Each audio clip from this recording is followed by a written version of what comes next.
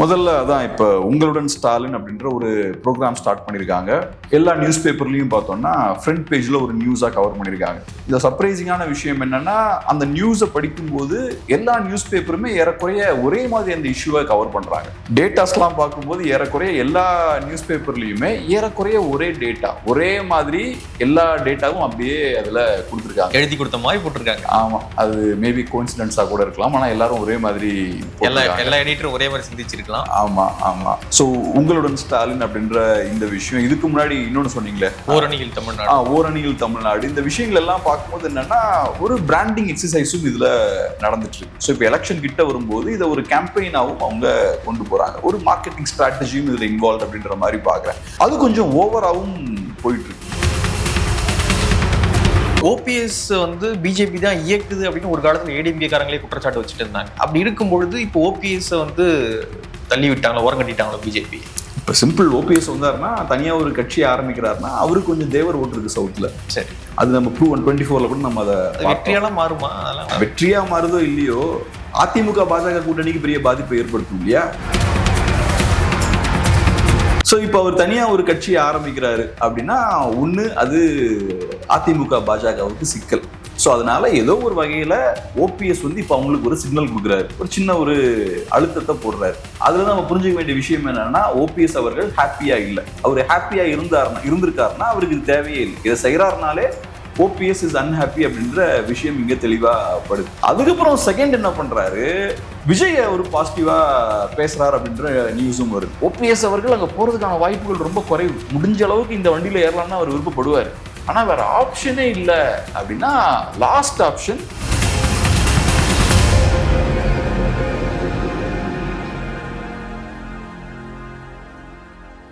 தமிழ் தடம் நேயர்களுக்கு வணக்கம். இன்று நம்மோடு உரையாட ஊடகவியலாளர் திரு கேப்ரியல் அவர்கள் இணைந்திருக்காங்க. வாங்க பேசலாம். வணக்கம். வணக்கம். முதல்வர் ஸ்டாலின் அவர்கள் ஓரணியில் தமிழ்நாடு அப்படின்ற ஒரு பிரச்சார பயணத்தை தொடங்கியிருந்தாங்க இந்த மாதம். அதே போல வந்து திரும்ப இன்னொரு மக்களை சந்திக்கக்கூடிய ஒரு பிரச்சார பயணம் போல ஒன்று வந்து ஆரம்பிச்சிருக்காங்க. உங்களுடன் ஸ்டாலின் அப்படின்னு ஒரு திட்டத்தை இன்னைக்கு கடலூர்ல வந்து தொடங்குறாங்க. நேரடியாக மக்களுடைய குறைகளை வந்து கேட்டு நிவர்த்தி பண்ணக்கூடிய முகாம்கள் வந்து அங்கங்க அமைச்சு மக்களுடைய குறைகளை வந்து நிவர்த்தி பண்ணுவோம் அப்படின்னு வந்து சொல்லியிருக்காங்க. ஸோ இதன் மூலியமாக ஒரு கேம்பெயின் அவங்க வந்து முன்னெடுக்கிறாங்க. இது எப்படி பாக்குறீங்க இந்த மக்கள் சந்திப்பை? முதல்ல அதான் இப்போ உங்களுடன் ஸ்டாலின் அப்படின்ற ஒரு ப்ரோக்ராம் ஸ்டார்ட் பண்ணியிருக்காங்க. எல்லா நியூஸ் பேப்பர்லையும் பார்த்தோம்னா ஃப்ரண்ட் பேஜில் ஒரு நியூஸாக கவர் பண்ணியிருக்காங்க. இந்த சர்ப்ரைசிங்கான விஷயம் என்னன்னா, அந்த நியூஸை படிக்கும்போது எல்லா நியூஸ் பேப்பருமே ஏறக்குறைய ஒரே மாதிரி அந்த இஷ்யூவை கவர் பண்ணுறாங்க. டேட்டாஸ்லாம் பார்க்கும்போது ஏறக்குறைய எல்லா நியூஸ் பேப்பர்லையுமே ஏறக்குறைய ஒரே டேட்டா, ஒரே மாதிரி எல்லா டேட்டாவும் அப்படியே அதில் கொடுத்துருக்காங்க. எழுதி கொடுத்த மாதிரி போட்டிருக்காங்க. ஆமாம், அது மேபி கோஇன்சிடென்ஸாக கூட இருக்கலாம். ஆனால் எல்லாரும் ஒரே மாதிரி எல்லா எடிட்டரும் ஒரே மாதிரி சிந்திச்சிருக்கலாம். ஆமாம் ஆமாம். ஸோ அதில் வந்து பழைய விஷயங்கள்லாம் போட்டிருக்காங்க. முதல்வரின் முகவரி அப்படின்னு ஏற்கனவே ஒரு ப்ரோக்ராம் ரன் பண்ணியிருக்காங்க. அப்பயும் நிறைய பெட்டிஷன்ஸ்லாம் வந்திருக்கு. அதில் 95% இஷ்யூஸை ரிசால்வ் பண்ணியிருக்கோம் அப்படின்ற டேட்டாஸ் இருக்கு. அதே மாதிரி மக்களுடன் முதல்வர் அப்படின்ற ஒரு ப்ரோக்ராம் இதுக்கு முன்னாடி ரன் பண்ணியிருக்காங்க. அதுவும் நல்ல ரிசல்ட் ப்ரொடியூஸ் பண்ணியிருக்கு அப்படின்ற விஷயங்கள். நம்ம சொன்ன மாதிரி ஏறக்குறைய எல்லாம் ஒரே ஆர்டர்ல ஒரே பேட்டர்ன்ல டேட்டாஸ்லாம் போட்டிருக்காங்க. ஸோ இப்போ ஒரு பேசிக்கான விஷயம் என்னன்னா, நமக்கு கவர்மெண்ட் அப்படின்ற ஒரு இன்ஸ்டிடியூஷன் இருக்கு. மக்கள்கிட்ட இருக்கக்கூடிய பிரச்சனைகள் அந்த கவர்மெண்ட்டுக்கு போய் சேருவதுக்கு சில மெக்கானிசமும் இருக்கு. லோக்கல் பாடியில நிறைய மெக்கானிசம்ஸ் இருக்கு, மேல் லெவல்ல மெக்கானிசம்ஸ் இருக்கு. அந்த மாதிரி நிறைய விஷயங்கள் இருக்கு. ஸோ இப்போ மக்களுக்கு ஒரு பிரச்சனைனா லோக்கல் லெவல்ல அதை கொண்டு போக முடியும். அதுக்கப்புறம் அந்த பிரச்சனைக்கான தீர்வுகளை கொண்டு வரணும். ஸோ இந்த மாதிரியான முகாம்களோட தேவை என்ன, பெட்டிஷன்ஸ் கொடுக்கறதுக்கான தேவை என்ன, அது எனக்கு பெருசா அது புரியல. ரெண்டாவது இன்னொரு முக்கியமான விஷயம் என்னன்னா, இது எல்லாமே பார்த்தோம்னா முதல்வரை பிராண்ட் பண்ணக்கூடிய முயற்சிகளாகவும் இருக்கு. ஸோ உங்களுடன் ஸ்டாலின் அப்படின்ற இந்த விஷயம், இதுக்கு முன்னாடி இன்னொன்னு சொன்னீங்களே, ஓரணியில் தமிழ்நாடு. ஓரணியில் தமிழ்நாடு, இந்த விஷயங்கள் எல்லாம் பார்க்கும்போது என்னன்னா ஒரு பிராண்டிங் எக்ஸசைஸும் இதுல நடந்துட்டு இருக்கு. ஸோ இப்போ எலெக்ஷன் கிட்ட வரும்போது இதை ஒரு கேம்பெயினாவும் அவங்க கொண்டு போறாங்க. ஒரு மார்க்கெட்டிங் ஸ்ட்ராட்டஜியும் இதுல இன்வால்வ் அப்படின்ற மாதிரி பாக்குறேன். அது கொஞ்சம் ஓவராகவும் போயிட்டு இருக்கு. இப்ப டிஎம்கேவை பொறுத்தளவுல சிம்பிள்ங்க. இப்ப நீங்க எலெக்ஷன்ல ஜெயிக்கணும் அப்படின்னு நினைச்சீங்கன்னா ஒன்றும் பெரிய ஸ்ட்ராட்டஜி அது இதெல்லாம் தேவையில்லை. நீங்க ஒரு 4 வருஷம் நல்லா ஆட்சி பண்ணணும். அதுக்கப்புறம் நீங்க செய்த சாதனைகளை மக்கள்கிட்ட எடுத்துட்டு போகணும். இன்ஃபேக்ட் நீங்க செய்த சாதனைகளை மக்கள்கிட்ட எடுத்துட்டு போக வேண்டிய அவசியமே இல்லை. நீங்க நல்லாட்சி கொடுத்தீங்கன்னா மக்களுக்கே தெரியும் உங்களோட நல்லாட்சியோட அந்த லாபங்களை மக்கள் ருசித்திருப்பாங்க இல்லையா? சோ நீ நல்லாட்சி பண்ணா லாபங்கள் யாருக்கு போகும்? மக்களுக்கு தான் போகும். நீங்க போய் மக்கள்கிட்ட சொல்ல வேண்டிய அவசியம் கூட இல்லை, நாங்க நல்லாட்சி பண்ணிருக்கோம் சொல்ல வேண்டிய அவசியம் கூட இல்லை. ஏன்னா மக்களுக்கே தெரியும் இங்க ஒரு அருமையான ஆட்சி நடந்துட்டு இருக்கு, ஒவ்வொரு நாளும் இந்த ஆட்சியால நமக்கு லாபங்கள் வருதுன்ற விஷயங்கள்லாம் தெரியும். ஆனா இங்க சிக்கல் என்னன்னா, ப்ராப்பரான ஆட்சி நடக்காததால ப்ரொமோஷனுக்கான தேவைகள் நிறைய வருது. நீங்க என்ன இந்த மாதிரியான விஷயங்கள் பண்ணியிருக்கோம், அந்த மாதிரியான விஷயங்கள் நாங்க பண்ணியிருக்கோம், ஏகப்பட்ட கேம்பெயின்ஸ், எங்க பார்த்தாலும் இந்த போஸ்டர்ஸா இருக்கலாம், பெரிய பெரிய பேனர்ஸா இருக்கலாம், டிஜிட்டல் ஹோர்டிங்ஸ்லாம் வைக்கிறாங்க. இந்த மாதிரி பெரிய ஒரு அட்வர்டைஸ்மெண்ட் கேம்பெயினை அது ரன் பண்றாங்க. இது வந்து மக்கள் வரி பணத்துல இருந்து செலவு பண்றாங்க இல்லைங்களா? கரெக்ட், ஆமா. ஸோ அதனால மக்கள் வரி பணத்துல தான் அவங்க செலவு பண்ணலாம், கூட அரசியல்வாதிகள் அவங்க பாக்கெட்ல இருந்து செலவு பண்றாங்களோ வச்சுப்போம். அது யாரோட பணம்? அரசியல்வாதிகளுக்குன்னு ஸ்பெசிஃபிக்கா ஃபண்ட்ஸ் எங்க இருந்தாவது வருமா என்ன? அரசியலுக்கு வரும்போது எல்லாம் சாதாரணமா தானே வராங்க. வந்ததுக்கு அப்புறம் அரசியல்வாதிகளோட நெட்வொர்த் எல்லாம் பார்த்தோம்னா கடன் இன்க்ரீஸ் ஆகுது. சாதாரண சாமானியனா வரக்கூடிய அரசியல்வாதிகள் இண்டஸ்ட்ரியலிஸ்ட் ஆகுறாங்க, பெரிய கோடீஸ்வரர்கள் ஆகுறாங்க. இதெல்லாம் யாரோட பணம்? ஸோ எப்படியா இருந்தாலும் இது தவறு தான். பிளஸ் இது என்னன்னா, நீங்க கேம்பெயின் பண்ணி மக்களுக்கு புரிய வைக்க வேண்டிய அவசியம் கிடையாது. நீங்க நல்லா செயல்பட்டீங்கன்னா மக்களுக்கே தெரியும் நீங்க நல்லா செயல்பட்டீங்க அப்படின்ற விஷயம். ஏன்னா எண்ட் ரிசல்ட் வந்து மக்களால ஈஸியா ஜட்ஜ் பண்ண முடியும். ஸோ ஒரு மாதிரி அக்ரெசிவான ஒரு கேம்பெயின் ரன் பண்றாங்க. இது நான் பார்த்த அளவுல இந்த லாஸ்ட் 2 இயர்ஸாவே அந்த இமேஜ் பில்டிங் எக்ஸசைஸ்ல திமுக ரொம்ப தீவிரமா ஈடுபடுறாங்க. 24 லோக்சபா எலெக்ஷன் முடிஞ்ச உடனேயுமே அக்ரெசிவா அடுத்தது 26 ஃபோக்கஸ் பண்ணக்கூடிய முயற்சிகளை ஈடுபடுறாங்க. 200+ சீட் ஜெயிப்போம் அப்படின்ற விஷயத்த சொல்றாங்க 24 எலெக்ஷன், லோக்சபா எலெக்ஷன் முடிஞ்ச உடனேயுமே. அதுக்கப்புறம் நம்ம மீடியா ஃபுல்லா பார்த்தோம்னா இப்ப இங்க எப்படி எல்லாம் ஒரே மாதிரி பேசுறாங்களோ அதே மாதிரி அப்ப எல்லாரும் ஒரே ஹெட்லைன்ஸ் போடுறாங்க. 200+ அப்படின்ற வார்த்தைய எல்லா பிரைம் டைம் டிபேட்ஸ்லயும் ஹெட்லைன்ஸா அப்ப கொண்டு வராங்க. இது காட்டக்கூடிய விஷயம் என்ன? ஹெட்லைன் மேனேஜ்மெண்ட் அப்படின்ற ஒரு விஷயம் பேக்ரவுண்ட்ல நடந்துட்டு இருக்கு. அது ஒரு தேவையில்லாத இஷ்யூ. எலெக்ஷனுக்கு 2 வருஷம் இருக்கும்போது திமுக 200 சீட் ஜெயிக்குமா ஜெயிக்காதான்னு டிஸ்கஸ் பண்ண வேண்டிய அவசியமே இல்லை. பட் அப்ப டிஸ்கஸ் பண்றாங்க. அதுக்கப்புறம் 234 சீட் ஜெயிப்போன்றாங்க, 26, 31, 36 நாங்க ஜெயிப்போன்றாங்க, நிரந்தர திமுக ஆட்சின்றாங்க. இப்படி எதையாவது இந்த நாங்க ஜெயிச்சிருவோம் பேசிக்கிட்டே இருக்காங்க. ஒண்ணு அந்த ஒரு இமேஜ் பில்டிங் நடக்குது, ரெண்டாவது நாங்க ஸ்ட்ராங்கா இருக்கோம் அப்படின்ற ஒரு தோற்றத்தையும் அவங்க ஏற்படுத்திட்டே இருக்காங்க. கொஞ்சம் அந்த லிமிட்டை கிராஸ் பண்ணி எலெக்ஷன் அதை ஓவரா ஃபோக்கஸ் பண்றாங்களோ அப்படின்ற மாதிரி தோணுது. பிஜேபி இந்த எலெக்ஷன் மூட்லயே தான் இருப்பாங்க. ஒரு ஸ்டேட்ல எலெக்ஷன் முடிஞ்சதுன்னா அடுத்தது வேற ஸ்டேட்ஸுக்கு போக ஆரம்பிச்சிருவாங்க. ஒவ்வொரு வருஷம் ஒரு 5-6 ஸ்டேட்ஸை ஃபோக்கஸ் பண்ணி அப்படியே அந்த எலெக்ஷன் மோட்லயே இருப்பாங்க. அமித்ஷா அவர்கள் எல்லாம் பேசும்போது அவர் இஷ்யூஸை பெருசா டச் பண்ண மாட்டார், மோஸ்ட்லி இந்த எலெக்ஷன் பேஸ்டாவே பேசிட்டு இருப்பார்.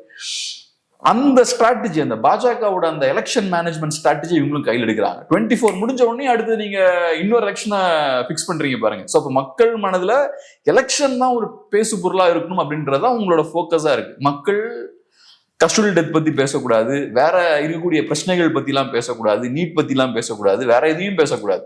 எலெக்ஷனை ஒரு இஷ்யூவா மாத்துறீங்க. எலெக்ஷன் இஷ்யூ கிடையாது, இஷ்யூன்றது வேற. மக்களுக்கு நிறைய பிரச்சனைகள் இருக்கு, அதுதான் இஷ்யூஸ். அதை பத்தி பேசணும், அதுக்கான தீர்வை ஏற்படுத்தணும். மீடியாவோட வேலையும் அதுதான். ஆனா நீங்க பிரைமரி அஜெண்டாவா எதை பிக்ஸ் பண்றீங்கன்னா எலெக்ஷனை பிக்ஸ் பண்றீங்க. நரேட்டிவ் அதை சுத்தி பில்ட் ஆகுது. இது கரெக்டானு தெரியல நமக்கு. கரெக்ட் இல்ல. ஓகே, திமுக வந்து அடிக்கடி ஒரு பெரிய ஒரு பிரச்சாரத்தை வந்து முன்னெடுப்பாங்க. அதன் மூலியமாக அவங்க கட்சியை வந்து முன்னிலைப்படுத்துவாங்க.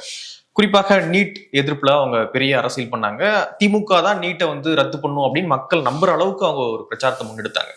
அதே போல வந்து எலெக்ஷன் டைம்ல என்ன பண்ணாங்க அப்படின்னா, எல்லா தொகுதியிலையும் வந்து நாங்க ஒரு பாக்ஸ் வைக்கிறோம், மக்கள்லாம் அவங்களுடைய குறைகளை வந்து அந்த பாக்ஸ்ல போடுங்க, நாங்க ஆட்சிக்கு வந்த பிறகாக முதல்ல அந்த பாக்ஸை உடைச்சி எல்லா குறைகள், அந்த மனுக்கள்ல இருக்கக்கூடிய எல்லா மக்களுடைய குறைகளும் வந்து நாங்க உடனடியாக தீர்த்துருவோம் அப்படின்னு சொல்லி ஒரு பாக்ஸ்லயும் மக்கள் நிறைய மனுக்கள்லாம் போட்டு வச்சிருந்தாங்க. ஸோ இப்படியான விஷயங்கள்லாம் இருந்துகிட்டு இருக்குன்னு வச்சுங்களேன். ஆனா இதனுடைய ரிசல்ட், அவங்க ஆட்சிக்கு வந்த பிறகு இதனோட ரிசல்ட் என்ன அப்படின்னு பாத்தீங்கன்னா ஒரு கேள்விக்குறியான ஒரு விஷயமா தான் இருக்கு. இன்னொன்னு பாத்தீங்கன்னா, இந்த தமிழ்நாடு அரசுல நான் முதல்வன் திட்டம் அப்படின்னு சொல்லிட்டு ஒரு திட்டத்தை முன்னெடுத்தாங்க. எப்படி இப்போ உங்களுடன் ஸ்டாலின் அப்படின்னு ஒரு மிகப்பெரிய ஒரு பிரச்சாரத்தை முன்னெடுக்கிறாங்களோ அதே போல வந்து நான் முதல்வன் திட்டத்தினால நிறைய மக்கள் பயன்பட்டு இருக்காங்க. ஏழை மாணவர்கள், பிற்படுத்தப்பட்ட தாழ்த்தப்பட்ட மாணவர்களுக்கு இது மிகப்பெரிய அளவுல பயனாக இருக்கு அப்படின்னா பெரிய கேம்பெயின் வந்து பண்ணிட்டு இருக்காங்க. ஆனா முந்தானேத்து வந்து அன்புமணி ராமதாஸ் அவர்கள் ஒரு அறிக்கை விடுறாரு. அந்த அறிக்கையில என்ன சொல்றாரு அப்படின்னு பாத்தீங்கன்னா, 2023 இந்த திட்டத்தின் மூலியமாக கிட்டத்தட்ட 1,35,000 மாணவர்கள் வந்து சேர்றாங்க இந்த திட்டத்துல விண்ணப்பிச்சு சேர்றாங்க. ஆனா இந்த ஆண்டு நடப்பாண்டுல இந்த திட்டத்துல வந்து அப்படியே குறைஞ்சி 11,000 சொச்சம் பேர் தான் வந்து சேர்றாங்க. இந்த திட்டம் முழுமையாக ஃபெயிலியர் ஆயிருக்கு. இந்த திட்டத்தை விளம்பரப்படுத்த பண்ண முனைப்பை வந்து திட்டத்தை ப்ராப்பரா செயல்படுத்த நீங்க பண்ணியிருந்தீங்க அப்படின்னா இந்த திட்டத்துல எப்படி ஸ்டார்டிங்ல வந்து 1,35,000 பேர் சேர்ந்தாங்களோ அது அப்படியே 3 லட்சமா மாறி இருக்கும். ஆனா 11,000 குறைஞ்சிருக்கு அப்படின்னா இது ஒரு ஃபெயிலியர் திட்டமாக மாறி இருக்கு. இதற்கு முழுக்க முழுக்க மக்கள் திமுக தான் வந்து பொறுப்பேற்கணும், மக்களுடைய வரி பணத்தை இதுல வந்து செலவு பண்ணிருக்கீங்க அப்படின்னு சொல்றாரு. ஸோ இதை வச்சு பார்க்கும்பொழுது திமுக தங்களை ப்ரொஜெக்ட் பண்ணணும் அப்படின்றதுக்காக ஒரு பெரிய கேம்பெயின் வந்து முன்னெடுக்கிறாங்க. ஆனா அதை ஃபாலோ பண்றாங்களா அப்படின்னு கேட்டீங்கன்னா அது ஒரு பெரிய கேள்விக்குறியாக தான் இருக்கு. அதே போலதான் உங்களுடன் ஸ்டாலின் திட்டமும் போய் நிக்குமா அப்படின்ற ஒரு பார்வையும் இருக்கு. ஆக்சுவலா இப்ப உங்களுடன் ஸ்டாலின் அதுல ஒன்றும் பெரிய திட்டம்லாம் இல்லையா, அதுல ஒரு ப்ரோக்ராம் அது. எனக்கு என்ன அந்த கேம்ப் அந்த முகாம்லாம் கரெக்டா ஒர்க் ஆகுமா, அடுத்தடுத்து 3,000-4,000 முகாம்கள் போடணும்னு சொல்றாங்க, எனக்கு ஒர்க் ஆகுமான்னு கேட்க. எனக்கு என்னமோ அந்த முகாம்களுக்கான தேவை என்னன்னு எனக்கு புரியல. இப்ப உங்க கட்சியில கோடிக்கணக்கான பேர் இருக்காங்க அப்படின்றதுதான் உங்களோட கிளைம். தமிழ்நாட்டுல மொத்த பாப்புலேஷன் என்ன 7-8 கோடி மக்கள் தான் இருக்காங்க. ஸோ உங்களோட கிளைம் படி பார்த்தோம்னா 1 கோடிக்கும் மேல உங்களுக்கு மெம்பர்ஸ் இருக்காங்க. ஸோ சொசைட்டில ஒரு ப்ராப்ளம் இருக்குன்னா நேச்சுரலா உங்க கட்சிக்கு அது உள்ள வந்து சேரணும். லோக்கல் லெவல்ல பிரச்சனை இருக்குன்னா லோக்கல் லெவல்ல அந்த பிரச்சனை வந்து மேல போய் சேரணும். ஸ்டேட் லெவல்ல பிரச்சனை இருக்குன்னா லோக்கல் லெவல்ல மக்கள் எல்லா இடத்துலயும் இதை பேசுவாங்க. நீட்டுன்றது எனக்கு ஒரு பிரச்சனைனா கன்னியாகுமரியில இருக்கணும் அது ஒரு பிரச்சனையா பேசுவான், சென்னையில இருக்கணும் அது ஒரு பிரச்சனையா பேசுவான். அப்ப அந்த பிரச்சனை வந்து டாப் லெவல் லீடர்ஷிப்புக்கு போகணும், லீடர்ஷிப் ஆக்ஷன் எடுக்கணும். ஒரு டெமோக்ரஸி இப்படிதான் ஃபங்க்ஷன் ஆகும், ஒரு கவர்மெண்ட்டும் ப்ராப்பரா இப்படிதான் ஃபங்க்ஷன் ஆகும். ஒரு அரசு நிர்வாகத்துல சிக்கல் இருக்குன்னா யார் பாதிக்கப்படுவா? தரையில மக்கள் பாதிக்கப்படுவாங்க. உடனே அந்த ரெஸ்பான்ஸ் வந்து கீழே இருந்து மேல போகணும். அதுக்கான ஒரு மெக்கானிசம் இருக்கணும். நீங்க இந்த மாதிரியான முகாம்களை போட்டு அந்த மாதிரியான இன்புட்ஸ் நாங்க எடுப்போம் அப்படின்னா எனக்கு என்னமோ அது சரியா படல. உங்களோட கவர்மெண்ட் மிஷினரியிலேயே அதுக்கான மெக்கானிசம் இருக்கணும். இது டெமோக்ரஸி இல்ல. சோ அப்ப லோக்கல் லெவல் லீடர்ஸ் இருப்பாங்க, கவுன்சிலர்ஸ் இருப்பாங்க, வட்ட செயலாளர் அவர் இவரு ஏகப்பட்ட பேர் இருப்பாங்க. ஒரு சின்ன பிரச்சனை கிரவுண்ட்ல இருந்தாலே அவங்க வழியா அது மேல போயிடணும். உங்க பார்ட்டி வழியாவும் போகணும், கவர்மெண்ட் ஆபீசஸ் வழியா போகணும், நிறைய வகைகள் அது மேல போகணும். மேல போனதுக்கு அப்புறம் நீங்க குயிக்கா பட்டுன்னு அதை சரி செய்யணும். ஒரு ரோடு சரியில்லைன்னா ஒரு 10 பேர் அந்த ஏரியால இருக்கவங்க டக்குன்னு அதை புகார் கொடுக்கணும். மேல அந்த இஷ்யூ வந்து போகணும். அதுக்கு எதுக்கு இந்த முகாம்கள் அப்படின்னு எனக்கு தெரியல. எனக்கு என்னமோ இந்த முகாம்கள்லாம் ஜஸ்ட் ஒரு பப்ளிசிட்டி எக்ஸசைஸ் மாதிரி தான் தெரியுது, ஒரு மார்க்கெட்டிங் கேம்பெயின் அப்படின்ற மாதிரி தான் தெரியுது. நேச்சுரலா கவர்மெண்ட் எப்படி ஃபங்க்ஷன் ஆகணுமோ அப்படி ஃபங்க்ஷன் ஆனாலே போதும். கவர்மெண்ட்டுக்குன்னு சில மெத்தட்ஸ் இருக்கும்ல, அந்த மக்கள்கிட்ட இருந்து இன்புட்ஸை வாங்குறதுக்கு சில மெத்தட்ஸ் இருக்கும்ல, அதை யூஸ் பண்ணியே நீங்க கரெக்டா எல்லா விஷயத்தையும் நீங்க வாங்கிக்கலாம். என்னென்ன பிரச்சனை வருதோ அதை நீங்க சரி பண்ணலாம். இப்ப இவங்க ஏடிஎம்கேவோட ஒரு ஃபேமஸா நிறைய நேரம் சொல்றது என்னன்னா இந்த விளம்பர மாடல் அரசு அப்படின்ற ஒரு பெரிய ஒரு குற்றச்சாட்டா வைக்கிறாங்க இல்லையா. அதுல ஓரளவுக்கு உண்மையும் உண்டு. இந்த அட்வர்டைஸ்மெண்ட்டுக்கு ரொம்ப இவங்க இம்பார்ட்டன்ஸ் கொடுக்குறாங்க. அந்த தோற்றத்தை மெயின்டைன் பண்றதுக்கு, மீடியா நரேட்டிவை மெயின்டைன் பண்றதுக்கு எனக்கு என்னமோ அது ரொம்ப திகட்டுற மாதிரி இருக்கு. ஒரு லிமிட்டை தாண்டி போற மாதிரி இருக்கு. ஒரு பாயிண்ட்ல 200+, 234 அப்புறம் வரக்கூடிய எலெக்ஷன்ஸ்லாம் நாங்க தான் ஜெயிப்போம், அப்புறம் நிரந்தர ஆட்சி நாங்க கொடுப்போம் அப்படின்னா லிமிட்டை கிராஸ் பண்ணி போற மாதிரி இருக்கு. ஏன்னா உங்களுடைய உயரம் என்ன அப்படின்றது மக்களுக்கு தெரியும். அப்படி இருக்கும் பொழுது நீங்க என்னதான் ப்ரமோட் பண்ணாலும் மக்களுக்கு தெரிஞ்சிடுது, என்னங்க இவ்வளவுதான் இருக்காங்க ஆனா இவ்வளவு ப்ரமோட் பண்றாங்களே அப்படின்னும் பொழுது இது வந்து ஒரு செயற்கையான ஒரு ப்ரமோஷன் தான் அப்படின்றது மக்கள் கண்டுபிடிச்சிடறாங்கன்றீங்க. மக்கள் கண்டுபிடிக்கிறாங்க, கண்டுபிடிக்காம கூட போறாங்கன்னு வச்சுப்போமே. ஏன்னா நம்ம மக்களை பொறுத்தளவு சினிமாக்காரங்க பின்னாடி போறாங்க, கரப்டான பொலிட்டீஷியன்ஸுக்கு ஓட் போடுறாங்க, சில நேரங்களில் கண்டுபிடிக்காமலும் போகலாம். மேபி உங்க கேம்பெயின் வந்து பயங்கரமா ஒர்க் ஆகுதுன்னே வச்சுப்போம், நீங்க மக்கள் மத்தியில பெரிய ஒரு கம்பீரமான ஒரு தோற்றத்தை ஏற்படுத்துறீங்கன்னே வச்சுப்போம். ஆனா அதுக்கு தப்பு இல்லை. இது இந்த மாதிரி ஒரு நரேட்டிவ் பில்டிங்லயே நீங்க கவனமா இருந்தீங்கன்னா நீங்க எப்ப ஆட்சி பண்றது, எப்ப மக்கள் பிரச்சனைகளை பத்தி நீங்க யோசிக்கிறது, இதெல்லாம் தானே முக்கியம். ஒரு வருஷத்துக்கு முன்னாடியே நீங்க கேம்பெயின் எல்லாம் பண்ண ஆரம்பிச்சிடுறீங்க. ஸோ இப்போ ஒரு கவர்மெண்ட்ல நீங்க இருக்கீங்கன்னா அது எவ்வளவு பெரிய பொறுப்பு. அது ஒரு கவர்மெண்ட் கண்ட்ரோல்னா எவ்வளவு பெரிய பொறுப்பு. அப்ப அதை நீங்க ப்ராப்பரா நிர்வாகம் பண்ணணும். இப்ப கவர்னன்ஸை விட்டுட்டு இவங்க எலெக்ஷன் மோட்லயே இருக்குது. இப்ப 3 IAS அதிகாரிகளை வந்து அரசனுடைய செய்தி தொடர்பாளர்களாக நியமிச்சிருக்காங்க. நேற்று கூட வந்து இந்த திட்டத்தின் பத்தி அமுதா IAS அவர்கள் தான் விளக்கம் வந்து கொடுத்திருந்தாங்க. சோ அதிகாரிகளுமே வந்து கவர்னன்ஸ் ஒர்க் பண்ண வைக்காம எலெக்ஷன் மோட்ல வந்து மாத்தி விட்டுறாங்க. இது வந்து ஒரு வருஷம் நடக்க போகுது. ஸோ இந்த ஒரு வருஷம் வந்து நிறைய ஃபைல்ஸ் கிடப்புல கிடக்கும், புரிஞ்சிக்காம அதை பண்றாங்களா, எப்படி பாக்குறீங்க? So, அதான் எனக்கு இந்த விஷயம் வந்து ஸ்டார்டிங்ல இருந்தே திமுக ஆட்சியில ஒரு பெரிய சிக்கலா இருக்கு. இமேஜ் பில்டிங் எக்ஸசைஸுக்கு ஏகப்பட்ட இம்பார்ட்டன்ஸ் கொடுக்குறாங்க. கவர்மெண்ட்ன்றது ஒரு பெரிய ஒரு இன்ஸ்டிடியூஷன். தமிழ்நாடு மாதிரியான ஒரு ஸ்டேட் வந்து பெரிய ஒரு ஸ்டேட். இந்த ஸ்டேட்ல அரசுக்கு ஏகப்பட்ட பவர்ஸ் இருக்கு. ஸ்கூல்ஸ் கவர்மெண்டோட கண்ட்ரோல்ல இருக்கு, நிறைய ஸ்கூல்ஸ் இருக்கு, போலீஸ் டிபார்ட்மெண்ட் இருக்கு, காலேஜஸ் இருக்கு, வருவாய்த்துறை, ஏகப்பட்ட துறைகள், எவ்வளவு அதிகாரிகள். நீங்க இந்த அரசை யூஸ் பண்ணி, அரசுன்ற இந்த இன்ஸ்டிடியூஷனை யூஸ் பண்ணி மக்களோட வாழ்க்கையில பெரிய மாற்றங்களை ஏற்படுத்தலாம். இதுல இருக்கக்கூடிய லீக்கேஜஸ் எல்லாம் நீங்க ஸ்டாப் பண்ணீங்கன்னா, இல்லைன்னா இதை இன்னும் கொஞ்சம் கூட பெட்டரா ஆர்கனைஸ் பண்ணீங்கன்னா, இதுல கூடிய பிரச்சனைகள்லாம் நீங்க சால்வ் பண்ணீங்கன்னா, கரெக்டா இங்க இருக்கக்கூடிய நிறைய வேலையிடங்கள்லாம் இருக்கும் இல்லையா, அதெல்லாம் நீங்க ஃபில் பண்ணீங்கன்னா, இந்த இன்ஸ்டிடியூஷன் ஒரு ஜாயிண்ட் மாதிரி இருக்கு பாருங்க, இந்த இன்ஸ்டிடியூஷனை சரி பண்ணி கரெக்டா ப்ராப்பரா கொண்டு போனீங்கன்னா கோடிக்கணக்கான மக்களோட வாழ்க்கையில பெரிய மாற்றத்தை நீங்க ஏற்படுத்த முடியும். ஆனா இந்த இன்ஸ்டிடியூஷன் நான் சொன்ன மாதிரி மிகப்பெரிய ஒரு இன்ஸ்டிடியூஷன், இதை சரியா வழிநடத்தி கொண்டு போறதும் நிறைய சிக்கல்கள் இருக்கு. அப்படி இருக்கும்போது உங்க கையில ஏகப்பட்ட சேலஞ்சஸ் இருக்கு, உங்க கையில பெரிய ஒரு வேலை சுமை இருக்கு. அப்ப நீங்க உட்கார்ந்து அதை தான் நீங்க ஃபோக்கஸ் பண்ணணும். எப்படி இந்த இன்ஸ்டிடியூஷனை நம்ம ப்ராப்பரா வழி நடத்தலாம், கவர்மெண்ட் நம்ம கையில இருக்கு, இந்த இன்ஸ்டிடியூஷனை எப்படி ப்ராப்பரா நடத்தலாம், எப்படி நம்ம மக்களுக்கு விஷயங்களை கொண்டு போய் சேர்க்கலாம் அப்படின்றதான் உங்களோட பார்வையா இருக்கும். ஆனா இங்க இருக்கிற அரசியல்வாதிகள் எப்படி பாக்குறாங்க, கவர்மெண்ட் இன்ஸ்டிடியூஷனை நம்ம அது ஒரு பெரிய ஒரு ஜெயண்ட் அப்படின்ற மாதிரி பாக்குறோம், அவங்க கேஷ் கவ்வா அதை பாக்குறாங்க. இது அரசு அப்படின்ற இந்த இன்ஸ்டிடியூஷன் மிகப்பெரிய இன்ஸ்டிடியூஷன், கோடிக்கணக்கா பணம் வருது, எப்படி நம்ம ப்ராஜெக்ட்ஸை ரன் பண்ணோம்னா, எப்படி நம்ம ஃபண்ட்ஸை மொபிலைஸ் பண்ணலாம், நம்ம எப்படி அதிகாரத்துக்கு வர்றதுக்கு இந்த இன்ஸ்டிடியூஷனை யூஸ் பண்ணலாம் அப்படின்னு அவங்களோட நலன் சார்ந்து இந்த இன்ஸ்டிடியூஷனை பயன்படுத்துறாங்க. ஸோ நிறைய நேரங்கள்ல அப்படி பண்ணும்போது இந்த இன்ஸ்டிடியூஷன் மக்களுக்கு எதிராகவே சில நேரங்களில் திரும்ப ஆரம்பிச்சிருது. போலீஸ் டிபார்ட்மெண்ட்லாம் நமக்கு எதிராக போறது அதுதான் இல்லையா. ஸோ நீங்க சரியா மேனேஜ் பண்ணாதனால வரக்கூடிய சிக்கல்கள். ஸோ அதனால அதீத முக்கியத்துவத்தை அவங்க தேவையில்லாத விஷயங்கள் கொடுத்துட்டு இருக்காங்க. அஃப்கோர்ஸ் அவங்களுக்கு தேவை, அவங்க பாயிண்ட் ஆஃப் வியூ வந்து கரெக்டாக தான் பண்ணிட்டு இருக்காங்க. பட் நம்ம மக்களோட பாயிண்ட் ஆஃப் வியூ வந்து பார்க்க வேண்டிய தேவை இருக்கு. ஓகே, இன்னொரு பக்கம் பார்த்தீங்கன்னா ஓபிஎஸ் அவர்கள் நேற்று ஒரு மீட்டிங் வந்து போட்டிருக்காங்க. ஓபிஎஸ் அவங்களுடைய அந்த உரிமை மீட்பு குழு அப்படின்னு சொல்லிட்டு ஒரு குழு, அந்த குழு சார்பாக ஒரு ஆலோசனை கூட்டம் எல்லாம் போட்டு பேசியிருக்காங்க. விரைவில் ஒரு மாநாட்டம் போட போறோம், செய்திகள்ல வர்றதுதான், அவங்க சொன்னாங்களா இல்லையா, விரைவில் ஒரு மாநாடு வந்து போட போறாங்க, கட்சியை வந்து தொடங்க போறாங்க அப்படின்லாம் செய்திகள்ல வந்துகிட்டு இருக்கு. ஸோ எப்படி பாக்குறீங்க? அது மட்டும் இல்லாம டிவிக்கே வந்து அவங்க தார்மீகமாக ஆதரிக்கிறேன் அப்படின்னு வந்து சொல்றாரு ஓபிஎஸ் அவர்கள், எப்படி பாக்குறீங்க? அதான் முக்கியமான செய்தினா 4ஆம் தேதி ஒரு மாநில மாநாடு, அதுல மேபி ஒரு புது கட்சிக்கான அறிவிப்பும் இருக்கலாம் அப்படின்ற செய்திகள் வருது. அது போக விஜய் அவர்களை பாசிட்டிவாகவும் பாக்குறாங்க. ஸோ இப்போ 3 செய்திகள் இருக்கு. இப்ப இந்த விஷயத்தெல்லாம் செய்தா யாருக்கு பாதிப்பு? இப்ப ஓபிஎஸ் அணி இந்த விஷயங்கள்லாம் செய்யறாங்கன்னா யாருக்கு பாதிப்பு?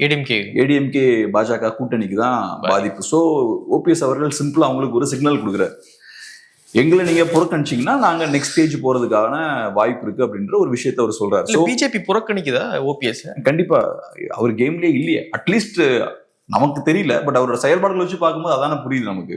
சோ ஓபிஎஸ் வந்து பிஜேபி தான் இயக்குது அப்படின்னு ஒரு காலத்துல ஏடிஎம்கே காரங்களே குற்றச்சாட்டு வச்சுட்டு இருந்தாங்க. அப்படி இருக்கும்பொழுது இப்போ ஓபிஎஸ் வந்து தள்ளி விட்டாங்களா, ஓரம் கட்டிட்டாங்களா பிஜேபி? இப்ப சிம்பிள், ஓபிஎஸ் வந்தாருன்னா தனியா ஒரு கட்சி ஆரம்பிக்கிறாருன்னா அவருக்கு கொஞ்சம் தேவர் ஓட்டு இருக்கு சவுத்ல. சரி, அது நம்ம ப்ரூவ் 24ல கூட நம்ம அதை வெற்றியெல்லாம் மாறுமா? அதெல்லாம் வெற்றியா மாறுதோ இல்லையோ, அதிமுக பாஜக கூட்டணிக்கு பெரிய பாதிப்பை ஏற்படுத்தும் இல்லையா. சோ கொஞ்சம் ஓட்ஸ் இருக்கு, டெஃபினட்டா ஓட்ஸ் சில பகுதிகளில் அவருக்கு இருக்கு. ஒரு தொகுதியில 3000 ஓட்டை பிரிச்சா கூட பிரச்சனையா மாறிடும் ஏடிஎம்கே. தேனியில நல்லா ஸ்ட்ராங்கான ஓட் பேஸே இருக்கு அவருக்கு. ஸோ அப்படி இருக்கும்போது சில பகுதிகளில் சவுத்ல அவருக்கு சில சின்ன பாக்கெட்ஸ்ல அவருக்கு ஸ்ட்ரென்த் இருக்கு. ஸோ இப்போ அவர் தனியா ஒரு கட்சியை ஆரம்பிக்கிறாரு அப்படின்னா ஒண்ணு அது அதிமுக பாஜகவுக்கு சிக்கல். ஸோ அதனால ஏதோ ஒரு வகையில ஓபிஎஸ் வந்து இப்போ அவங்களுக்கு ஒரு சிக்னல் கொடுக்குறாரு, ஒரு சின்ன ஒரு அழுத்தத்தை போடுறாரு. அதுல நம்ம புரிஞ்சுக்க வேண்டிய விஷயம் என்னன்னா, ஓபிஎஸ் அவர்கள் ஹாப்பியா இல்லை. அவர் ஹாப்பியா இருந்திருக்காருன்னா அவருக்கு இது தேவையே இல்லை. இதை செய்யறாருனாலே ஓபிஎஸ் இஸ் அன்ஹாப்பி அப்படின்ற விஷயம் இங்க தெளிவா படுது. அதுக்கப்புறம் செகண்ட் என்ன பண்றாரு, விஜய் ஒரு பாசிட்டிவா பேசுறாரு அப்படின்ற நியூஸும் வருது.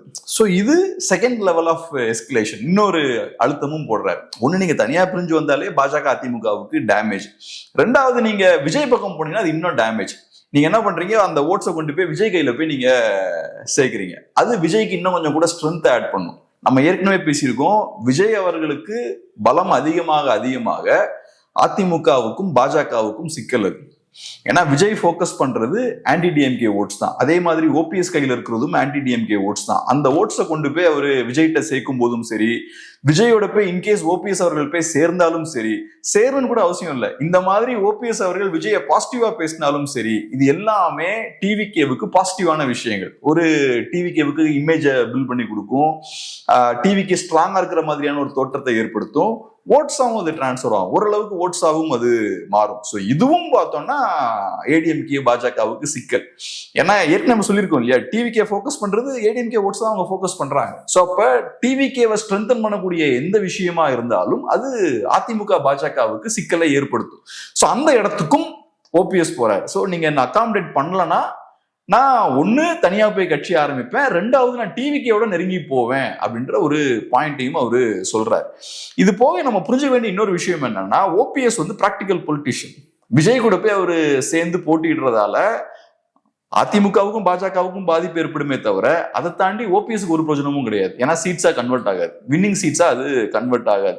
விஜய்கிட்ட நிறைய சீட்ஸ் நீங்க வாங்கலாம், ஏன்னா அவர் மட்டும் ஜெயிக்கலாம், ஓபிஎஸ் மட்டும் ஜெயிக்கலாம், அது கூட சந்தேகம் தான், மேபி ஜெயிக்கலாம்னு வச்சுப்போமே. ஸோ வின்னிங் சீட்ஸா கன்வெர்ட் ஆகிறது சிக்கல். அது போக வர வேண்டிய வேற சில விஷயங்களும் அங்க நீங்க போனீங்கன்னா உங்களுக்கு அந்த பெனிஃபிட்ஸ்லாம் இருக்காது. அப்படி இருக்கும்போது ஓபிஎஸ் அவர்கள் அங்க போறதுக்கான வாய்ப்புகள் ரொம்ப குறைவு. முடிஞ்ச அளவுக்கு இந்த வண்டியில ஏறலாம்னு அவர் விருப்பப்படுவார். ஆனா வேற ஆப்ஷனே இல்லை அப்படின்னா லாஸ்ட் ஆப்ஷன் விஜய். இவங்க அகாமடேட் பண்ண மாட்டாங்களோ, பண்ணலன்னா லாஸ்ட் ஆப்ஷன் விஜய். ஸோ இப்போதைக்கு நான் எப்படி பாக்குறேன்னா, இது ஒரு ப்ரெஷர் டாக்டிஸ் தான். இப்போதைக்கு லைட்டா சொல்றாரு, நீங்க வழிக்கு என்ன ஓரம் கட்டினீங்கன்னா நான் உங்க எதிரி கூட போய் சேர்ந்துருவேன், உங்களுக்கு டேமேஜ் ஏற்படுத்துவேன், நீங்க என்ன ஓரம் கட்டினீங்கன்னா நான் என்னால உங்களுக்கு பாதிப்பு ஏற்படும் அப்படின்ற விஷயத்த அவர் இப்போதைக்கு காட்டுறாரு.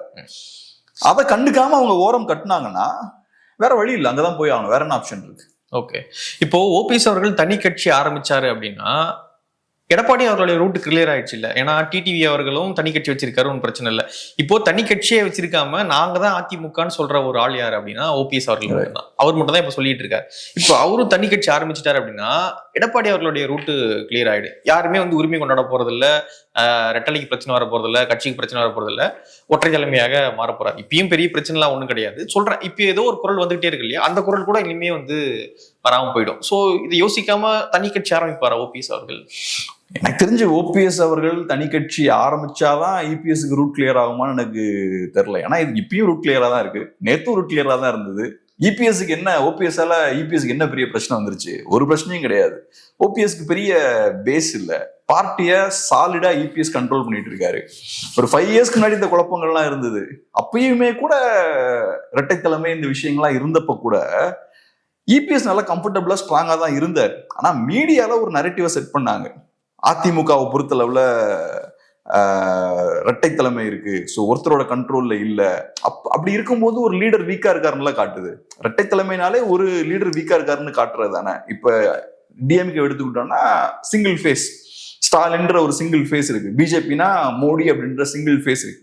இரட்டை தலைமைன்னு வந்தாச்சுனாலே இபிஎஸ் அவர்கள் அது பலவீனப்படுத்தும். ஸோ அப்போ அந்த டைம் இபிஎஸ் அவர்கள் ஃபுல் கண்ட்ரோலில் இருந்தாலும் இந்த நரேட்டிவை பில்ட் பண்ணிக்கிட்டே இருந்தாங்க. இபிஎஸ் அவர்கள் கையில் பவர் இல்லை அது இதுன்னு சொல்லிக்கிட்டே இருந்தாங்க. பட் அதுக்கப்புறம் பார்ட்டியை கம்ப்ளீட்டாக அவர் கண்ட்ரோலுக்கு கீழே கொண்டு வந்துட்டாரு. ஸோ இதெல்லாம் காட்டக்கூடிய விஷயமே என்னன்னா, ஓபிஎஸ் அவர்களுக்கு இப்போ ஆப்ஷன்ஸ் ரொம்ப கம்மியாக இருக்கு. பிஜேபியும் அதிமுகவும் ஓபிஎஸ் சரியா அகாமடேட் பண்ண மாட்டேங்கிறாங்கன்னா அதுக்கான காரணம் என்ன? அவரால் பெரிய பிரயோஜனம் இல்லை, பெரிய வேல்யூ இல்லைன்னு பார்க்குறாங்க. அவர் உள்ள வந்தாலுமே பெரிய வேல்யூ இல்லைன்னு பார்க்கலாம், இல்லைன்னா அவர் உள்ள வர்றதுக்கு நிறைய எதிர்பார்க்கலாம். ஓபிஎஸ் நிறைய சீட்ஸ் எதிர்பார்க்கலாம், வேற விஷயங்கள் நிறைய எதிர்பார்க்கலாம். எடப்பாடி அவர்கள் ஒத்துக்காம கூட இருக்கலாம்ல. ஆமா, அதான் நான் சொல்ல வரேன். ஸோ அதனால அப்படி இருக்கலாம், இல்லைன்னா எடப்பாடி அவர்களுக்கு வெளியே போனவங்கள உள்ள சேர்க்கறதுல விருப்பம் இல்லாம இருக்கலாம்.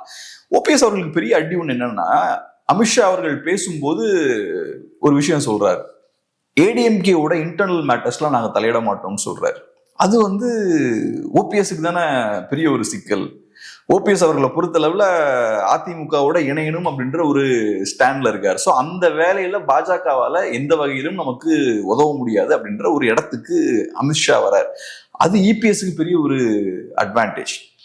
ஸோ அதனால இப்ப இன்னொரு சிக்கல் என்னன்னா, ஓபிஎஸ் அவர்கள் உள்ள வராருன்னே வச்சுப்போம், அதிமுகக்குள்ள எப்படி அகாமடேட் பண்ண முடியும் ஓபிஎஸ் அவர்கள் உள்ள வராரு, டிடிவி உள்ள வராரு, சசிகலாலாம் உள்ள வராங்கன்னு வச்சுப்போம்.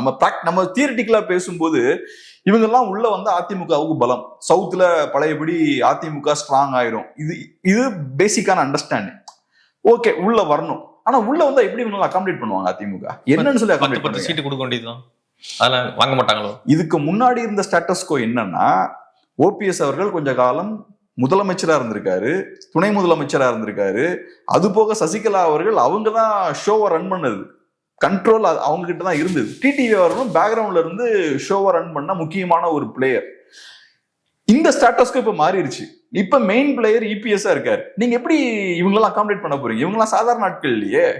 சோ அப்ப இவங்கெல்லாம் உள்ள வராங்கனாலும் எப்படி அகாமடேட் பண்ண போறீங்க அப்படின்ற கேள்வி இருக்கு. நம்ம சாதாரணமா ஓகே சவுத்ல ஏடிஎம்கே ஸ்ட்ராங் ஆகணும்னா இவங்கெல்லாம் வரணும், அவர் உள்ள வரணும், இவர் உள்ள வரணும். ஆனா சும்மா உள்ள வர மாட்டாங்களா ஒருத்தன்? வெளில சொல்லும் போது நான் அதிமுகவோடு சேர்ந்து பயணிக்க விரும்புகிறேன்னு சாதாரணமா சொல்லிடுவாங்க. ஆனா அதுக்கு பின்னாடி நிறைய டேர்ம்ஸ் அண்ட் கண்டிஷன்ஸ் இருக்கும்ல. எந்த டேர்ம்ஸ் அண்ட் கண்டிஷன்ஸ் அடிப்படையில நான் உள்ள வருவேனும் அது இருக்கும், அவங்களுக்குன்னு சில அஜெண்டாஸ் இருக்கும். ஸோ அகாமடேட் பண்றது ரொம்ப கஷ்டம். அதுக்கான ஸ்பேஸும் இல்லை ஏடிஎம்கேல, அந்த சிக்கலும் இருக்கு. அதனாலதான் பிஜேபியும் கண்டுக்காம இருக்காங்களோ? பரவாயில்ல, வர்றத வந்தா பிளஸ் விட இவங்க வராம இருந்ததா பிளஸ் அப்படின்னு நினைக்கிறாங்களோ? பிஜேபியை பொறுத்தளவுல அமித்ஷா சொல்றாருல்ல, இந்த மாதிரி நாங்க ஏடிஎம்கேயோட இன்டர்னல் மேட்டர்ஸ்ல தலையிட மாட்டோம்னு சொல்றாருல, மேபி அதை ஃபாலோ பண்றாங்கன்னு நம்ம எடுத்துக்கலாம். அதை வெளியில சொல்றது ஒண்ணு, அதை பேக்ரவுண்ட்ல அதை கடைபிடிக்கவும் செய்யறாங்கன்னு நம்ம எடுத்துக்கலாம். ஏன்னா கூட்டணியை ஃபார்ம் பண்றதுக்கு அதை முக்கியமான கண்டிஷனா மேபி இபிஎஸ் வச்சிருக்கலாம். நம்ம 2 பேரும் கூட்டணி ஃபார்ம் பண்ணி நம்ம டிராவல் பண்ணணும்னா நீங்க எங்க கட்சி இன்டர்னல் மேட்டர்ஸ் தலையிடக்கூடாது அப்படின்ற அந்த கண்டிஷனை மேபி இபிஎஸ் ஸ்ட்ராங்கா போட்டிருக்கலாம். அதனாலையுமே கூட மேபி பாஜக குவைட்டா ஓரமா இருக்கலாம். ஸோ இப்போ எலெக்ஷன் நெருங்கிக்கிட்டே இருக்கு, இபிஎஸும் பார்த்துக்கிட்டே இருக்காரு, ஓபிஎஸும் பார்த்துக்கிட்டே இருக்காரு. எல்லாம் பேச்சுவார்த்தை அங்க நடக்குது, என்டிகே கூட நடக்குது, டிவிகே கூட நடக்குது, அங்க இங்கெல்லாம் பரபரப்பா நிறைய விஷயங்கள் நடக்குது. இவரை யாருமே கண்டுக்கல. இவரால் அங்கேயும் போக முடியாது, டிஎம்கே சைடுக்கும் போக முடியாது. ஸோ அப்ப இவருக்கு ஆப்ஷன்ஸ் இப்ப கம்மியா இருக்கு. ஆப்ஷன்ஸ் கம்மியா இருக்கும்போது தனி கட்சி தான் ஆப்ஷன். ஆமா. ஸோ அதனால சரி சும்மா இருந்தா வேலைக்கு ஆகாது, ஃபர்ஸ்ட் ஒரு அழுத்தத்தை போடுவோம் அப்படின்ற மாதிரி பாக்குறாரு. ஆனா நான் பார்த்த அளவுல ஓபிஎஸோட கேரக்டர் எப்படின்னா, சில நேரங்கள்ல இப்ப இந்த டைம்ல ஓபிஎஸ்க்கு ஒரு முக்கியத்துவம் கிடைக்குது. ஏன்னா இது ஒரு பர்டிகுலரான டைம், எலெக்ஷனுக்கு 8 மாசம் தான் இருக்கு. அப்படி அந்த டைம் வரும்போது ஓபிஎஸ்க்கு ஒரு இம்பார்ட்டன்ஸ் கிடைக்குது. இதே மாதிரி இந்த லாஸ்ட் ஒரு 10 இயர்ஸ்ல நிறைய காலகட்டங்கள்ல ஓபிஎஸ்க்கு முக்கியத்துவம் கிடைக்குது. இந்த தர்ம யுத்தம் இந்த காலகட்டத்துல ஓபிஎஸ்க்கு பெரிய ஹைப் முக்கியத்துவம் தான் கிடைக்குது.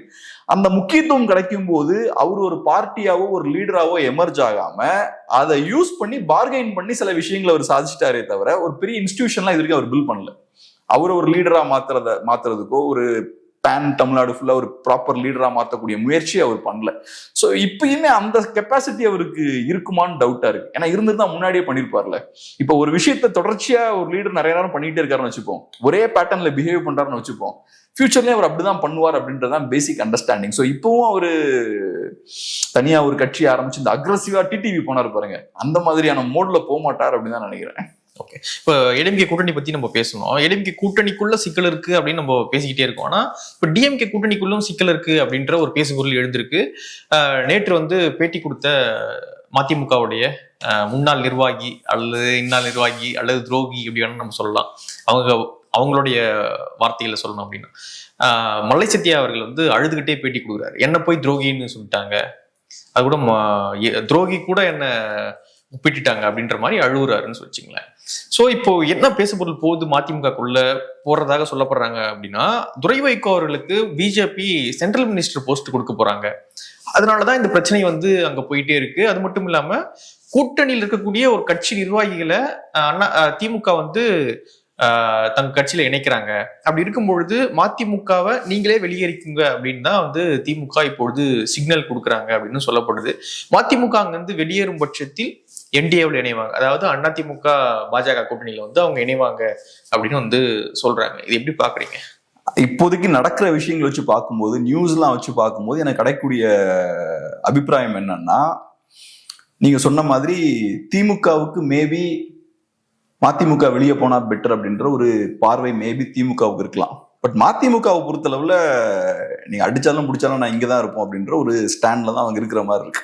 மதிமுகவுக்கு என்ன இருக்கு இன்னைக்கு பெருசா? அவங்களுக்கு பெரிய ஓட் ஷேர் எதுவும் கிடையாது. உள்ளுக்குள்ள ஏகப்பட்ட சிக்கல் இருக்கு.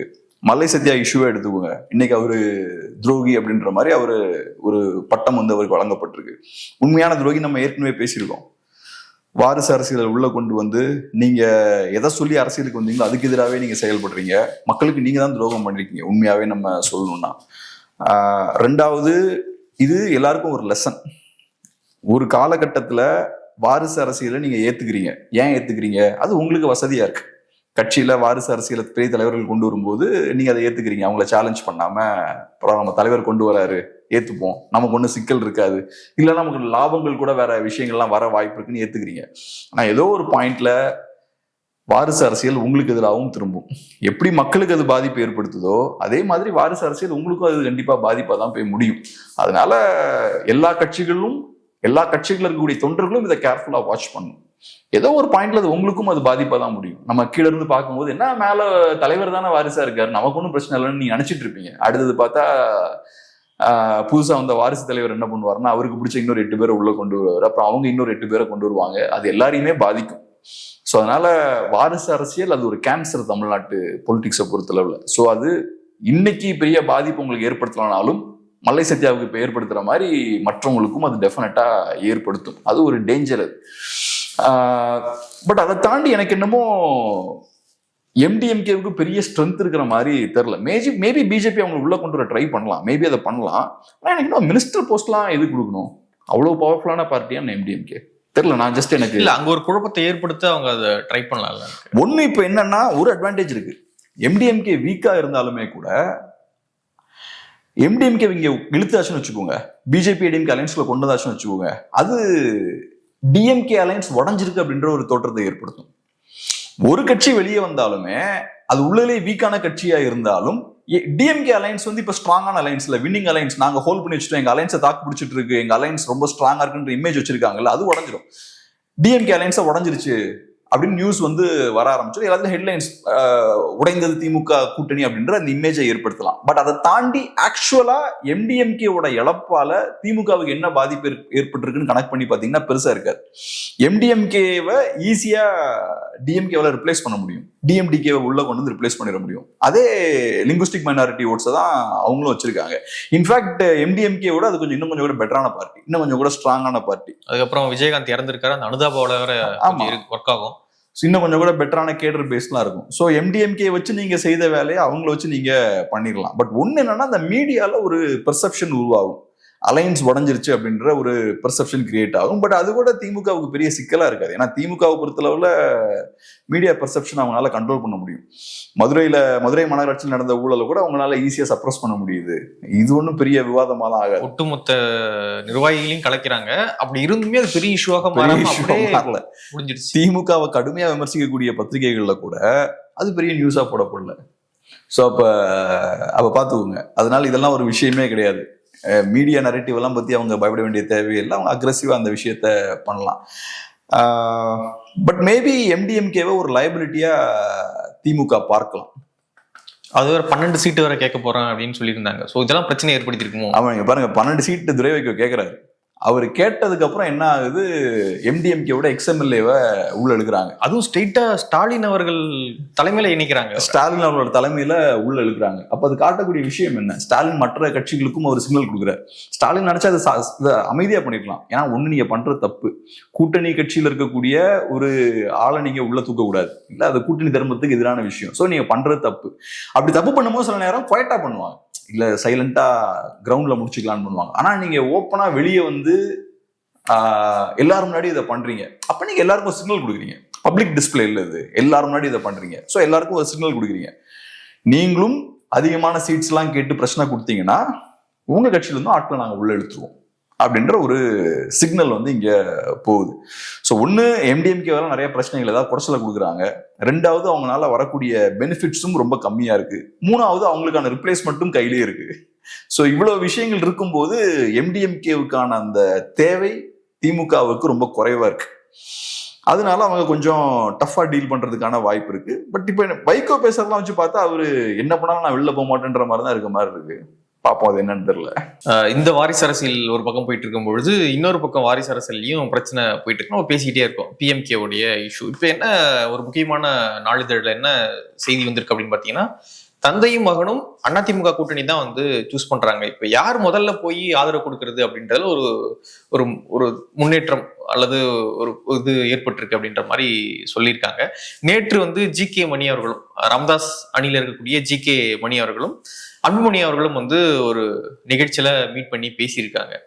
ஸோ எப்படி பாக்குறீங்க? திரும்ப ஒன்று கூடுவாங்களா எப்படி? அதான் இது என்னன்னா, இந்த பிரச்சனை இவ்வளவு தூரம் போறது ரொம்ப சர்ப்ரைசிங்கா இருக்கு. இது ஒண்ணு அப்பா பையன் பிரச்சனை மோதல். அப்படி இருக்கும்போது யூஸ்வலா இந்த மாதிரியான பிரச்சனைகள் ஸ்டார்ட் ஆச்சுன்னா சாதாரணமா சீக்கிரமா முடிஞ்சிடும். இப்ப ஒரு சாதாரண வீட்டுக்குள்ள அப்பா பையன் சண்டை வருதுன்னா அது மேபி சில சமயம் இழுத்துக்கிட்டே போகலாம், சில நேரங்கள் அது பெர்மனண்டா கூட உடையலாம்.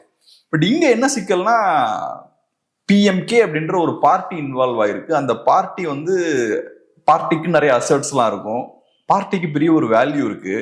அப்படி இருக்கும்போது ஒரு பெரிய ஒரு இன்ஸ்டிடியூஷன் இன்வால்வ் ஆயிருக்கு. நீங்க சண்டை போட்டுக்கிட்டே இருக்க முடியாது. நீங்க சண்டை போட போட பிஎம்கே அப்படின்ற அந்த ஸ்தாபனம் வந்து அடி வாங்கிக்கிட்டே இருக்கும். இப்போ ஒன்றும் இல்லை, இப்போ பிஎம்கேவை பொறுத்தளவுல ரொம்ப சவாலான ஒரு காலகட்டத்தில் இருக்காங்க. ஒரு சைட்ல விஜய் அப்படின்ற புது பிளேயர் உள்ள வராரு. சொல்லப்படுற விஷயம் என்னன்னா, 1 year ஓட்டர்ஸ் நிறைய பேர், யங் ஓட்டர்ஸ் நிறைய பேர் விஜய் சைடு போறதுக்கான வாய்ப்பு இருக்குன்றாங்க. அதே மாதிரி பாஜகவை பொறுத்தளவுல அவங்க ஹிந்துத்துவ கன்சாலிடேஷனை ஃபோக்கஸ் பண்றாங்க. ஹிந்துத்துவ கன்சாலிடேஷனை ஃபோக்கஸ் பண்ணும்போது கேஸ்ட் கன்சாலிடேஷனை ஹிந்துத்துவ கன்சாலிடேஷன் நோக்கி கொண்டு போறது ஈஸி. ஸோ இப்போ பிஎம்கே கேஸ்ட் கன்சாலிடேஷன் பண்ணிருக்காங்க, அதை ஹிந்துத்துவ கன்சாலிடேஷன் நோக்கி கொண்டு போறது ஈஸி. அப்படி இருக்கும்போது பிஜேபியோட வளர்ச்சியும் பிஎம்கேவுக்கு சில சிக்கல்களை ஏற்படுத்த வாய்ப்பு இருக்கு. ஸோ இது சவாலான ஒரு காலகட்டம். உங்களோட ஓட்ஸ் எல்லாம் எல்லா பக்கமும் சைலண்டா உருவுறாங்க. இந்த சண்டை போயிட்டு இருக்கும்போது அவங்க கட்சியோட லோக்கல் நிர்வாகிகள் நிறைய பேர் மற்ற கட்சிகளில் போய் சேர்ந்துட்டு இருக்காங்க. ஸோ ஒரு சவாலான காலகட்டத்தில் இருக்கும்போது இதை எப்படி நம்ம தீர்க்கலாம், இதை எப்படி ஹேண்டில் பண்ணலாம், அதுக்கான காரியங்களை தான் நீங்க பண்ணணும். ஆனா அந்த விஷயங்கள் எதுவும் பண்ணாம இப்ப நீங்க உங்களுக்குள்ள சண்டை போட்டுட்டு இருக்கீங்க. இது பிஎம்கே அப்படின்ற ஒரு பெரிய ஒரு இன்ஸ்டிடியூஷனுக்கு ஏகப்பட்ட பாதிப்புகளை ஏற்படுத்துது. இப்படி தொடர்ந்து இவங்க போய்கிட்டே இருக்க முடியாது. ஏன்னா தொடர்ந்து சண்டையை போட்டிருந்தீங்கன்னா, இப்ப நீங்க பிஎம்கேவை கண்ட்ரோல் பண்ணணும் தான் அந்த சண்டை போடுறீங்க. ஆனா இப்படி போட்டிருந்தீங்கன்னா பிஎம்கேன்ற அந்த இன்ஸ்டிடியூஷனே இருக்காது. ஸோ இந்த சண்டையால உங்களுக்கு எந்த பிரயோஜனமும் இல்லை. இந்த பிராக்டிகலான விஷயத்த கண்டிப்பா ராமதாஸ் அவர்களாலையும் புரிஞ்சுக்க முடியும், அன்புமணி ராமதாஸ் அவர்களாலையும் புரிஞ்சுக்க முடியும். அதுவும் எஸ்பெஷலி ராமதாஸ் அவர்களை பொறுத்தளவுல அவர் உருவாக்குன கட்சி கீழ இருந்து கிரவுண்ட்ல இருந்து பில் பண்ணி கொண்டு வந்திருக்காரு. ஸோ அப்படி இருக்கும்போது யூஸ்வலா ஒரு விஷயத்த ஒருத்தர் பில் பண்றாருன்னா அது நாசமாகிறத அவங்க விரும்ப மாட்டாங்க. அவங்க எப்படியாவது நம்ம அதை காப்பாத்திடணும் அப்படின்னு தான் பார்ப்பாங்க. ஒரு பெரிய ஒரு கம்பெனியை ஒருத்தர் பில் பண்றாருன்னு வச்சுப்போம், டாடா மாதிரி பிர்லா மாதிரி எல்லாம் கொண்டு வராங்கன்னு வச்சுப்போம், அவங்க ப்ராக்டிகலா தான் இருப்பாங்க. என்னாலும் இந்த கம்பெனி நொறுங்குறத அவங்க விரும்ப மாட்டாங்க. அந்த வகையில் இந்த கட்சி ஒரு இன்ஸ்டிடியூஷனை பெருசா பில் பண்ணியிருக்காரு ராமதாஸ். ஸோ அப்படி இதை வீணாக அவர் அலோவ் பண்ண மாட்டார். ஸோ ஏதோ ஒரு பாயிண்ட்ல 2 பேரும் சேர்ந்துருவாங்க அப்படின்றதான் இன்னைக்கும் என்னோட நம்பிக்கை. பட் இவ்வளவு தூரம் போறது எனக்கு ரொம்ப ஆச்சரியமா இருக்கு. இப்ப ராமதாஸ் அவர்கள் சொல்றாரு பாருங்க, என்னோட நேமை யூஸ் பண்ணக்கூடாது, மேபி என்னோட இனிஷியலை யூஸ் பண்ணிக்கலாம், அது போக என்ன வேவு பாக்குறாரு அன்புமணின்ற ஒரு பெரிய குற்றச்சாட்டு. அன்புமணின்னு சொல்ல, ஆனா வேவு பாக்குறாங்க. ஆமா, வேவு பாக்குறாங்க அப்படின்ற விஷயத்த சொல்றாரு. ஸோ இதெல்லாம் கேட்கும் போது இவ்வளவு தூரம் எஸ்கலேட் ஆனது ரொம்ப ஆச்சரியமா இருக்கு. இதெல்லாம் நம்ம எனக்கு தெரிஞ்சு வேற எங்கேயுமே நம்ம பார்த்துருக்க மாட்டோம்னு நினைக்கிறேன். ஓகே, ஸோ இந்த அளவு எஸ்கலேட் ஆனது ஆச்சரியமா இருக்கு. பட் இருந்தாலும் இப்போதைக்கு என்னோட நம்பிக்கை என்னன்னா, இந்த சிக்கல் ஏதோ ஒரு வகையில முடிவுக்கு வந்துடும் அப்படின்ற மாதிரி தான் பாக்குறேன். இது ஒண்ணு. ரெண்டாவது, நீங்க சொன்ன விஷயம், கூட்டணி பேச்சுவார்த்தைகளும் இப்ப போயிட்டு இருக்கு. சோ இப்ப அன்புமணி ஆல்ரெடி அவர் பாஜக அதிமுக அலைன்ஸோட க்ளோஸா இருக்காரு. ராமதாஸ் என்ன பண்ணாருன்னா, ஃபர்ஸ்ட் லைட்டா தூது விட்டு பாக்குறாரு. திமுக சைட்ல கொஞ்சம் பாசிட்டிவா பேசுறாரு, ஸ்டாலினை கொஞ்சம் பாசிட்டிவா பேசுறாரு, இதெல்லாம் பேசுறாரு. திருமாவும் பெருசா எதுவும் நடந்த மாதிரி தெரியல. அவங்களும் அதே மாதிரி கொஞ்சம் பாசிட்டிவா தான் டீல் பண்றாங்க. திருமாவும் பாசிட்டிவா தான் ராமதாஸை டீல் பண்றாரு, செல்வ பிறந்தகை போய் மீட் பண்றாரு, அவங்களும் பாசிட்டிவா தான் டீல் பண்றாங்க. மேபி மெட்டீரியலைஸ் ஆகலையா என்னன்னு நமக்கு தெரியல. பட் இப்ப ராமதாஸ் அவர்கள் கொஞ்சம் லைட்டா டைரக்ஷனை மாத்தின மாதிரி இருக்கு. மோடி அவர்களை பாராட்டி பேசிட்டு இருக்காரு, நண்பர்லாம் இப்ப சொல்றாரு. சோ இப்ப நடக்கிறத வச்சு பார்க்கும்போது ராமதாஸும் சரி அன்புமணியும் சரி 2 பேருமே இப்ப ஏடிஎம்கே பாஜக அலைன்ஸை தான் ஃபோக்கஸ் பண்றாங்க அப்படின்ற மாதிரி தோணுது. இப்ப இது அவங்களுக்கு தான் தலைவலி. யார் கூட பேச்சுவார்த்தை நடத்துறது? 2 அணியா இருக்காங்க, தனியா ஒருத்தரை மட்டும் உள்ள கொண்டு வந்து அலைன்ஸ் ஃபார்ம் பண்ண முடியுமா? அப்படி கொண்டு வந்தா இவங்களோட ஓட் ஷேர் என்னவா இருக்கும்? நேத்து பிஎம்கேவுக்கு ஒரு ஓட் ஷேர் இருக்கு, பட் இப்ப தனித்தனியா பிரிஞ்சு வந்தாங்கன்னா யாருக்கு இதுல நிஜமான பலம் இருக்கு, யாருக்கிட்ட ஓட் ஷேர் இருக்கு, இதெல்லாம் தெரியாது. கட்சி அப்கோர்ஸ் அன்புமணி கையில தான் இருக்கு. நீங்க அன்புமணியை உள்ள எடுத்து பேசி உள்ள எடுத்துட்டீங்கன்னு வச்சுப்போம், அடுத்து ராமதாஸ் அவர்களால வெளில டேமேஜ் நிறைய ஏற்படுத்த முடியும். ஏன்னா சென்டிமெண்ட்லா அது கட்சியை உருவாக்குனவர் அவரு தான். தொண்டர்கள் மத்தியில் இன்னைக்கு பெரிய ஃபேம் இருக்கு, அவருக்கு நல்ல பேர் இருக்கு. ஸோ ராமதாஸ் அவர்களால் வெளியிருந்து நிறைய டேமேஜ் ஏற்படுத்த முடியும். இன்ஃபேக்ட் நான் இதை கூட எப்படி பாக்குறேன்னா, அன்புமணி அவர்கள் குவைட்டா இருக்காரு பாருங்க, ஒரு இதுவும் பெருசா பேசல. ராமதாஸ் அவர்கள் எல்லாம் வெளியில வந்து பேசுறாரு. அதுக்கான காரணம் என்ன? அன்புமணி கையில பார்ட்டி இருக்கு. ஸோ அவருக்கு வெளியே வந்து பேச வேண்டிய அவசியம் இல்லை, பார்ட்டியை அவர் கண்ட்ரோல் பண்றாரு. ராமதாஸ் அவர்கள் கையில பார்ட்டி இல்லை. ஸோ அப்படி இருக்கும்போது டேமேஜ் ஏற்படுத்தணும்னா அவர் வெளில வந்து தான் பேசி ஆகணும். ஸோ ராமதாஸ் அவர்கள் அக்ரஸிவா வெளில வந்து ஏகப்பட்ட பேட்டிகள் கொடுக்குறாரு, பிரஸ் மீட் கொடுக்குறாரு, கொடுத்து டேமேஜ் ஏற்படுத்திக்கிட்டே இருக்காரு. அப்ப நாளைக்கு நீங்க ராமதாஸ் அவர்களை ஓரமா வச்சுக்கிட்டு அன்புமணியோட கூட்டணி வைக்க முடியாது. அப்படி வச்சீங்கன்னா சைட்ல பெரிய டேமேஜ் இவர் ஏற்படுத்துவார். ஸோ அப்ப அவரையும் சேர்த்து தான் உள்ள கொண்டு வரணும். அதுக்கான வேலைகளையும் இப்ப இவங்க பார்க்கணும். இது பெரிய ஒரு இடியாப்ப சிக்கல் மாதிரி ஒரு பெரிய சேலஞ்ச். இப்ப 2 பேர் சேர்ந்துதான் இந்த ஒரு கூட்டணிக்கு போக முடியும். அப்படி இல்லைன்னா அது ஒர்க் ஆகாது. தனியா போனா ஒண்ணு உங்களோட ஓட் ஷேர் என்னன்னு தெரியாது, ரெண்டாவது வெளியில இருந்து இவர் பயங்கரமா டேமேஜ் கிரியேட் பண்ணுவாரு. ராமதாஸ் அவர்கள் அதை கண்டிப்பா அப்போஸ் பண்ணுவார்ல அவரு. ஓகே, சாதாரணமா நம்ம பார்க்கும்போது நமக்கே அது கரெக்டா தெரியாதுல்ல. கட்சியா ஆரம்பிச்சது இவரு தான் அன்புமணிய ஒரு பெரிய மினிஸ்டரா பெரிய லீடரா மாத்துறாரு. அதுக்கப்புறம் இவரை தூக்கி வெளில போட்டு அன்புமணி அவர்கள் ஃபுல் கண்ட்ரோல்ல இருக்காருன்னா அது சாதாரணமா நம்ம ஒரு சாமானிய மனிதனா அதை பார்க்கும்போது நமக்கே அது சரியா படாதுல்ல. அப்ப அது எலெக்ஷன்ல கண்டிப்பா அது செல்லுபடி ஆகாது. வன்னியர் வாக்கு வங்கியில அது அந்த மக்கள் எப்படி பார்ப்பாங்கன்ற கேள்வி இருக்கு. ஸோ அதனால அதுல சிக்கல் இருக்குன்னு நினைக்கிறேன். இது ஒரு பெரிய ஒரு சேலஞ்ச் தான். ஏன்னா இப்ப ஏடிஎம்கே பாஜக அலைன்ஸை பொறுத்தளவுல ஏற்கனவே அவங்களுக்கு ஆப்ஷன்ஸ் கம்மியா இருக்கு. டிஎம்கே அலைன்ஸ் ஸ்ட்ராங்கா இருக்கு. வெளியே இருக்கக்கூடிய 2 மேஜர் பார்ட்டிஸ்னா ஒன்னு டிஎம்டிகே, இன்னொன்னு பிஎம்கே. அதுல டிஎம்டிகேவை கூட அவங்க உருவிடலாமான்ற மாதிரியான சூழல் தான் இருக்கு. டிஎம்கே பேச்சுவார்த்தை நடத்திட்டு இருக்காங்கன்றாங்க. உங்களுக்கு இருக்கக்கூடிய ஒரு சாலிடான பார்ட்டினா பிஎம்கே தான். அந்த கட்சி எப்படியோ உள்ள வரணும், கண்டிப்பா வரதுக்கான வாய்ப்புகள் தான் அதிகம். பட் அன்பார்ச்சுனேட்லி இப்ப கட்சி 2ஆக உடைஞ்சிருக்கு. நாளைக்கு அவங்க உள்ள வந்தாலுமே கூட பிஎம்கேவால உங்களுக்கு என்ன லாபம் இருக்கு அப்படின்ற கேள்வி இருக்கு.